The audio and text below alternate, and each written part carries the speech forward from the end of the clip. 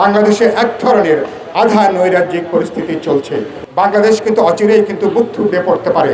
সরকার দেশ চালাতে পারছে না। যারা হত্যাকাণ্ডের পেছনে আসল কুশীলব, তাদেরকে বিচার আচার সম্পন্ন করা যাবে কিনা, এটা একটা গুরুত্বপূর্ণ চ্যালেঞ্জ। আমরা যে সংস্কারগুলো সম্পন্ন করতে চাই, সংস্কার সম্পন্ন করা যাবে কিনা, আমরা সেটাও একটা চ্যালেঞ্জ আকারে আমাদের সামনে থাকছে। আর দেশে বিদ্যমান আইন শৃঙ্খলা পরিস্থিতি খুবই ভয়াবহ। ঢাকায় যেটুকু সরকার দেখি, বাস্তবে ঢাকার বাইরে সরকারের আমরা সেভাবে কিন্তু কোনো কার্যকারিতা দেখছি না। বাংলাদেশে এক ধরনের আধা নৈরাজ্যিক পরিস্থিতি চলছে।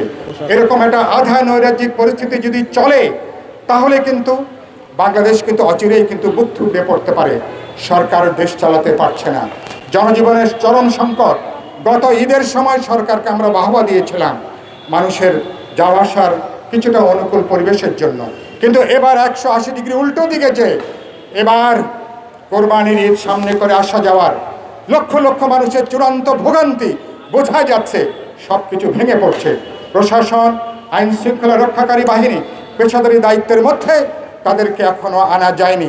সেজন্য একটা অনির্বাচিত সরকার, যার কোনো পপুলার নৈতিক সমর্থন থাকার পরেও যার কোনো পপুলার ম্যান্ডেট নেই, দীর্ঘদিন যদি সরকার থাকে, তাহলে নৈরাজ্যের জায়গাটা আরও বাড়তে পারে।